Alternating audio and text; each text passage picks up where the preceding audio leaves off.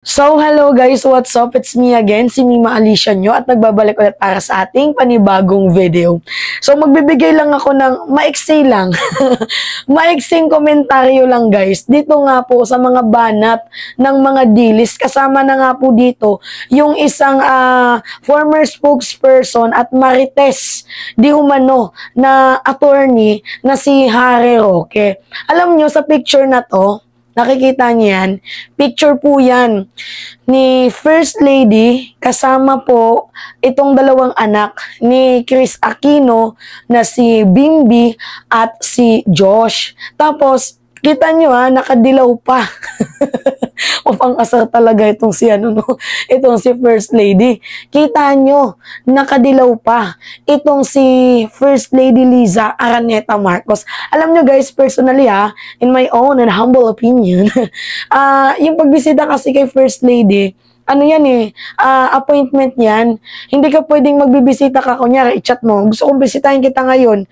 Hindi pwede yan. Through appointment yan.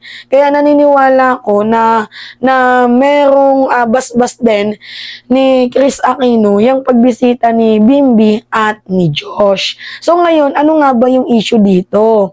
Na ang sinasabi ng mga dilis at ng mga, yung mga abogadong Marites, na itong si First Lady daw at yung administrasyon ngayon ni PBBM ay certified legit na dilawan na daw po itong administrasyon ngayon ni PBBM. Dahil lang sa picture na to, ang bilis niyong mambintang na dilawan na agad itong si First Lady at itong administrasyon.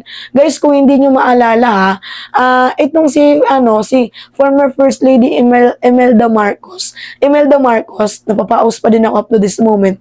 'Di ba nung nagkasakit sa puso itong si Pinoy, dinala din nila, pinagamot din nila sa ibang bansa. So ang ibig sabihin po nun ay pagpapakita ng pagpapakatao. Diba? Respeto. At the end of the day, tao pa din naman tayo, Pilipino pa din naman tayo. Diba? No matter what, yung issue nyo dito sa politika, politics is politics pa din. Iba yung personal dito sa politika. And ito din si President Marcos, kung matatandaan din ninyo, kumakandidato pa lang ito bilang Pangulo ng Presidente ng Pilipinas, binisita niya din itong si Chris Aquino. Tama ba ako guys? Basta binisita niya din itong si Chris Aquino nung nagkasakit. So, bakit yung ginagawang issue yan? Anyway, ito yung comment ni Harry Roque. Pasensya na guys, ako medyo husky pa din yung voice ko. Kasi napaus ako. Ano ba naman? Kaya ayoko na nga kumanta mga 2 to 3 hours na kumakanta lang kasama yung nag-family gathering kasi kami. Tapos, yun, syempre napasarap yung kantahan. Ito na yung nangyari sa boses ko. Anyway, sabi dito ni former spokesperson and Marites di umano na si Harry Roque, kaya nga Duterte ang opposition ngayon. So ini-insist niya na nag-vanish na. Wala na yung mga dilawan. Kasi si PBBM is dilawan na daw. Pati si First Lady, yung administrasyon na to, dilawan na daw. Tapos sila na yung totoong legit opposition. Ako yung tanong ko lang dito paano mo masasabi na kayo ay isang opposition? Kasi itong mga legit na opposition, katulad ni Leni Robredo, katulad ni Risa Ontiveros, ni Trillanes, naging opposition sila kasi may maling ginagawang approach itong mga Duterte from the very beginning. Unang-una yung AJK, yung corruption, yung approach sa West Philippine Sea, 'di ba? Yung Pogo, at madami pa. Tapos, ngayon naman, ito lang yung pinagtatatataka ko. Paano nila nasabing opposition sila?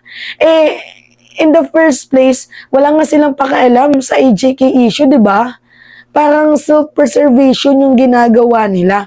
Paano nyo masasabi na kayo yung legit na opposition kung yung ginagawa nyo, yung pag-oppose ninyo is para lang sa sarili nyo, yung kayo lang yung nagbe-benefits.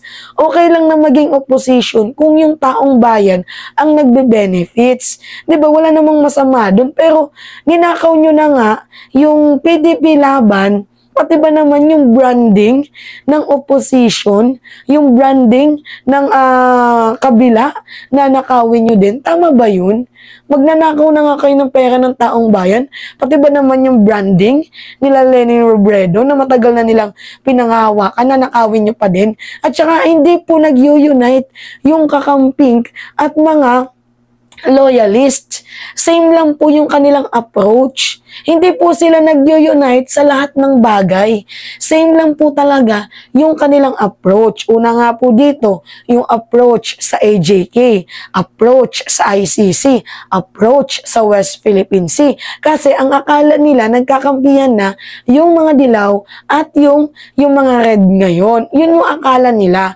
Ang hindi nila alam, same lang po kasi yung pinaglalaban ng red at ng mga pink. Kaya parang napapansin nila na meron ng unity, coalition between the pink and the pro-admin. Hindi po totoo yun. Hindi ako naniniwala sa Unipink.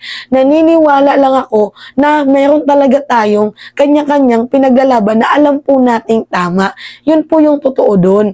Kaya itong si Harry Roque, ito kasi si Harry Roque, frustrated na ano yan eh, tawag dito, frustrated na lawyer yan. Alam mo Harry Roque, asikasuhin mo yung issue mo sa Pogo. Alam mo yan, may issue ka sa Pogo, yung 25 billion, asikasuhin mo yan. Yung issue mo, yung pakailaman mo, hindi yung sasali ka sa may issue ng may issue. At saka isa pa, dagdag ko lang ano yung masama nang makita mo yung picture ni Bimbi at ni Josh? Mga bata yan. Walang alam yan sa politika. Hindi ba pwedeng peace, love, forgiveness, yung nakikita mo sa picture na yan? Hindi ba pwedeng ganun? Hindi kasi uso yung pagmamahal sa mga dilis. Hindi din uso yung peace sa mga dilis kasi sila yung mga nanggugulo eh. And also yung forgiveness, hindi din uso sa kanila yan. Kaya huwag niyong itulad itong administrasyon sa inyo. Kasi hindi katulad ng administrasyon yung approach ninyo. Yun, pati bata, idadamay nyo sa usaping politika nang dahil lang sa picture na yan. I-judge nyo si F.L. Liza na dilawan, si Rayson Taveros nga ayaw ng coalition between Pink and pro-admin eh.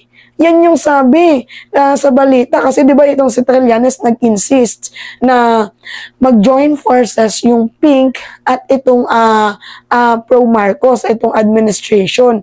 Ano yung sabi ni Rayson Taveros? Kaya nilang makabuo ng legitimate na opposition kahit wala yung admin. So kahit nga din ako guys, naniniwala ko na hindi totoo yung Unipink na yan. Yung coalition between Pink and Red. Ang totoo dito, nagkakaisa lamang po tayo sa mga national issue. Katulad dito sa issue kay Kibuloy, issue sa West Philippine Sea, issue dito sa AJK, na up to this moment, hindi pa din napapanagot yung may kasalanan, ukol dito sa ating justice system, ukol dito sa corruption, and so on, whatever. Nagkakaisa po yung Pink at mga loyalist dahil nga po, same lang yung kanilang mga paniniwala at kanilang mga approach, pero it doesn't mean na nagkakampihan sila. Pag may issue about sa mga Marcoses, mag-aaway na naman yan. 'Di ba? Pag-usapan yung ill-gotten wealth, yung estate tax, magbabardagulan yan yung mga Pink at head. Pero pag usapang West Philippine Sea, magkakampiyan. Usaping AJK, magkakampiyan. Pero it doesn't mean na nagkakampiyan sila sa mga specific na issue ay kinakalaban na kayo. Hindi po ganun ang ibig sabihin nun. It means kayo lang kasi yung may ayaw sa ganung approach. Lilinawin natin kasi kayo pro-China kayo. Iba yung paniniwala nyo sa paniniwala namin. Kasi kami sa usaping West Philippine Sea, naniniwala tayo na atin ang West Philippine Sea dahil unang-una, according to the UNCLOS, 'di ba?